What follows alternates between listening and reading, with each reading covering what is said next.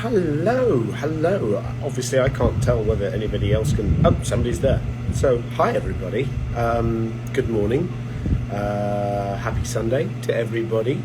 Today we're doing a little Instagram live because we're going to be joined by Emma Heatherington, best-selling Irish novelist and also a very dear friend of mine. And I'm very excited because she's going to be talking to me about if you're an aspiring writer, how do you become a published novelist like Emma?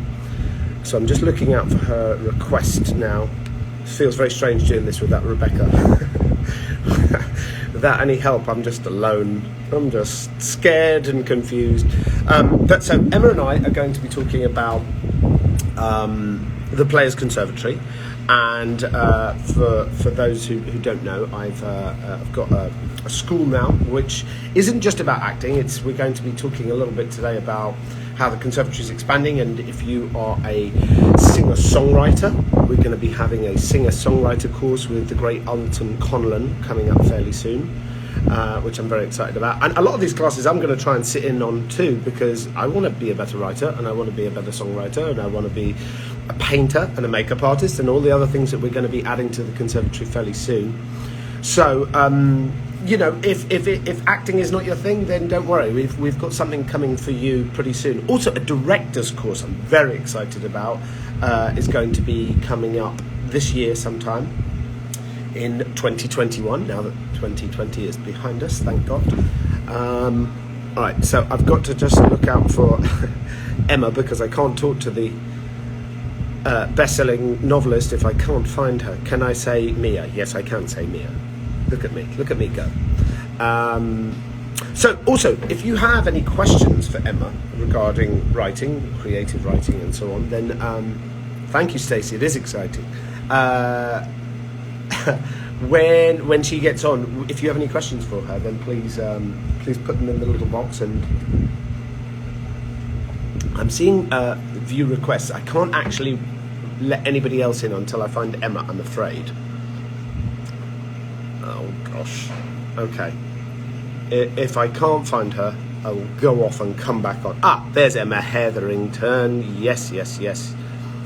Report comment, no. Pin comment, no. Go live with Emma Heatherington. Yes, I will.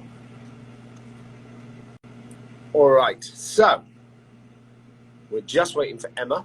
And so yes, if you have any questions, now is the time. Hello, there you are. I get so scared doing these things. Without Rebecca Maida, I'm lost. How are you, Em? Great to see you.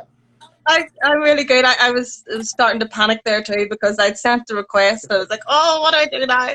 But all these other people sending requests. I was like, stop it. I've just got to find Emma. I need Emma. Otherwise, this thing doesn't work. How are you keeping? How you managing? I know Ireland is in lockdown till 2027. So how are you surviving? It certainly feels that way at the minute, but you know what? We're good. We live in an age where we can do things like this, and we've got loads of books and movies and Netflix and all those things to keep us entertained, and Zoom classes to do. So really, as long as we do what we're told and stay at home and stay warm and safe, we're going to get through it. It's the hardest one yet because it's winter and it's dark and cold. But we've done it before. We'll do it again. Just try and stay positive and do nice things.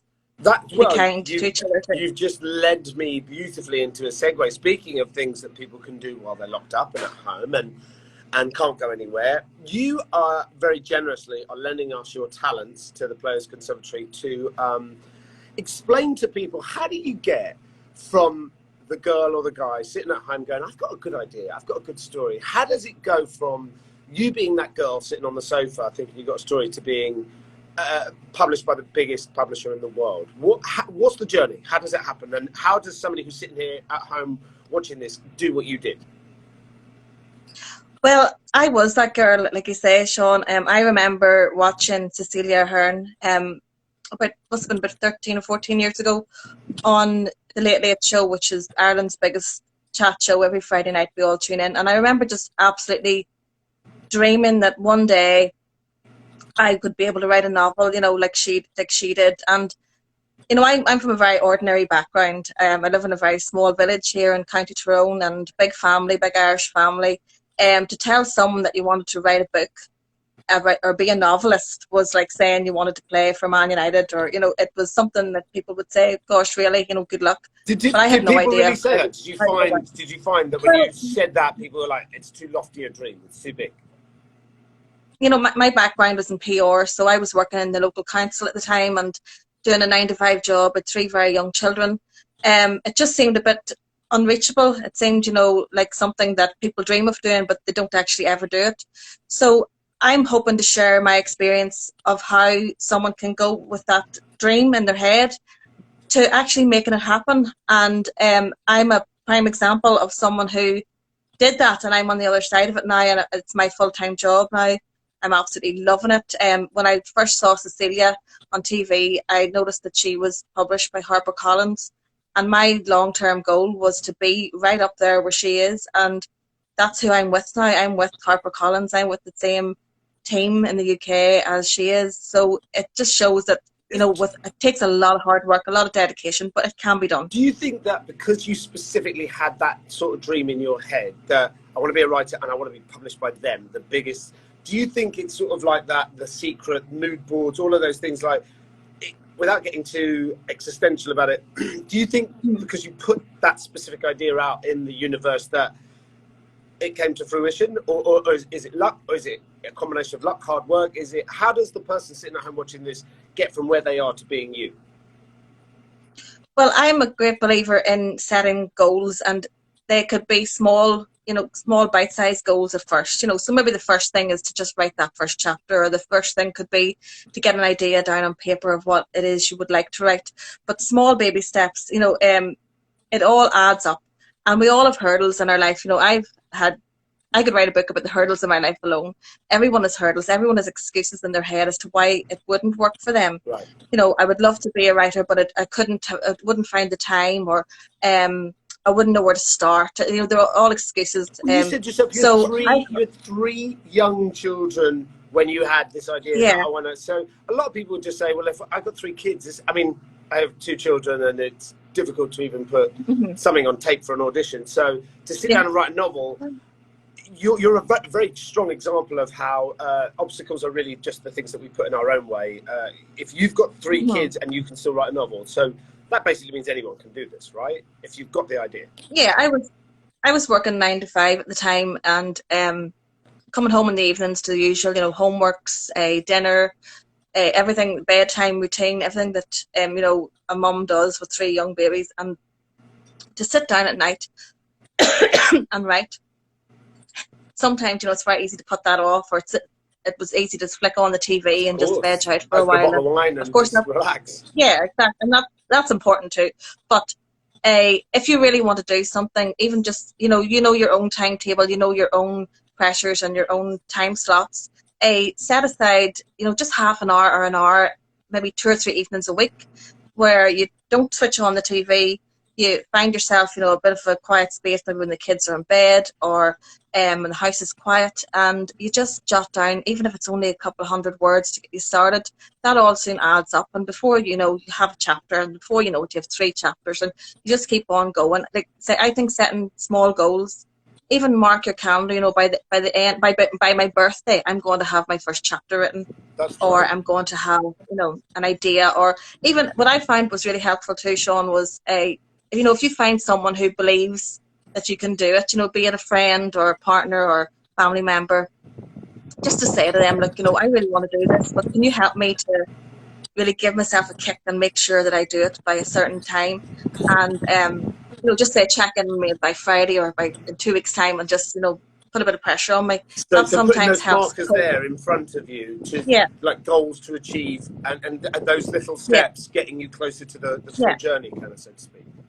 Yeah, and that's what I hope to do in this course, is to be you know, those who sign up to it, is to be their champion for that, to, you know, to give them the nudge, because I did writing classes when I was starting out, and that's probably the biggest thing I got from it, was that goal every week when I turned up at the class, that I had to have something to show, and that made me produce the goods, even if it was just, like I say, a couple of paragraphs, or whatever the homework was at the time, but it just kept, you know, the engine moving, and it kept me in the zone where I could have just, you know, said, oh, it doesn't suit me this week. But if you're going to turn up with something every week, you'll want to produce the goods. So it's a great way of disciplining yourself. So when you join us, which I think we're doing it, I think you're beginning in a couple of weeks. Well, it depends on how many people in the class and so on. But so you're going to do a 6-week creative writing course. What would somebody who's signing up for this, what does it look like? How do you break writing it all down into 6 weeks for those who are going to join?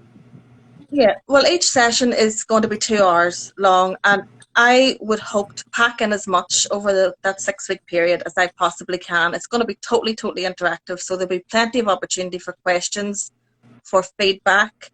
This is suitable for someone who just has the notion in their head that they would like to do this someday, or it could be someone who has already started, or it could be someone who has even maybe finished their first draft and wants to know how to get it to the next stage. So I'm going to take you from the very start, where to get your ideas from, how to put the structure in place to make your story an actual novel with a plot, how to develop amazing characters, and how to create conflict in your story, how to create emotion in your story, which is a big theme of my own books, is emotion. And basically to take you for the very end, polishing your work to what to do with it next. I've had some questions already from people who want to know, will I be covering things like how to get an agent, right? How to pitch to publishers. Certainly, I've worked with do work with HarperCollins now. I've also worked with Penguin, which are another huge publishing company, and massive. And I've worked with a few smaller Irish publishers as well. I've ghostwritten 2 autobiographies. So again, if someone just wants to write their own life story, wow, you know, I've done that for 2 of Ireland's biggest country singers. So again, I can offer advice on that too. So it doesn't have to be fiction. I just saw somebody ask a question. Poets as well. Can you help poets too? I mean, writing is about structure and about shape and about all of these things. So I would imagine these rules are quite universal, right?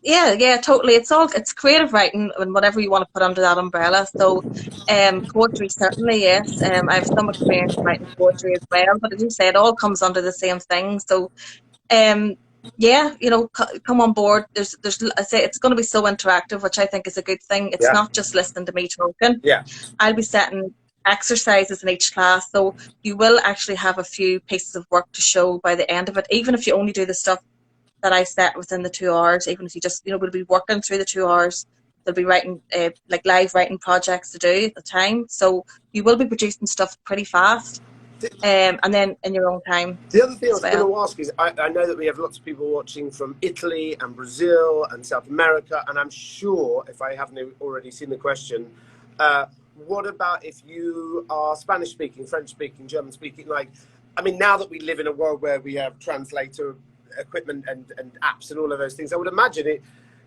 Again, the rules are pretty universal. Whatever language you're in, writing is about structure and storytelling, right? It is exactly that. And you know, I've been lucky this past few years to have my work translated. My books are translated into Italian and German. That's so amazing. And Dutch. That must be such a gift for you to just see it printed in another language. Yeah, I just got an email this week from my publisher to say that in Germany, one of the books is going out for another run in this summer. Another like 2,000 copies are going out in German. So that's a really big thrill to see. And they always, you know, they change the title and they change the cover, you know, to suit their own market. So it's the exact same story, but it's translated into different languages. So certainly it's universal in that way. So all languages, all countries. Well, I have to say, as somebody who's known you from before your first book was released, and now was this book number 4 or 5?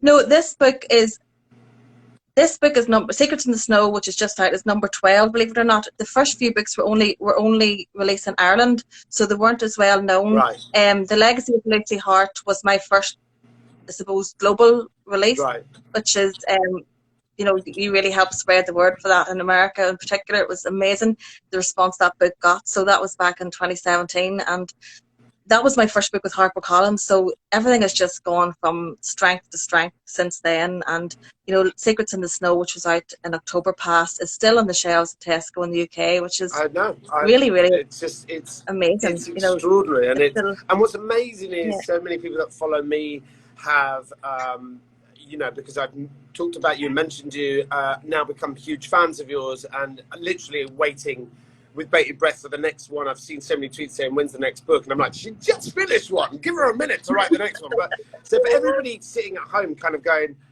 it is. The most important thing I want to get across is that, having known you from before that first book and before HarperCollins, that this is a really achievable thing. That anybody, if they've got heart and passion and they've got a good idea, that they can. You're the living proof that this can be done. It can be done, especially if you've got someone like you to give help and guidance. Yeah, and I'll be keeping it very real in that regard. It'll be like tips and tricks of things to avoid as well as things to paths to go down, because I've been there and done quite a bit at this stage. I've worked with an agent, I've worked without an agent, I've worked in digital print, and that's another thing too that has changed so much. There are so many opportunities now for writers that were never there years ago. We live in a very fast moving world, so digital publishers are looking for you say, when's your next book, they can turn them around. So even if it's a shorter, if writing a novel is a bit scary because you're talking about 90 to 100,000 words, there are opportunities for writing shorter pieces that can be published as ebooks, downloads. So don't let that put you off. There are so many ways around this now. So publishers are looking out of the box. They're looking for all sorts of genres. So no matter what your field is, again, the structure and the idea is all the same.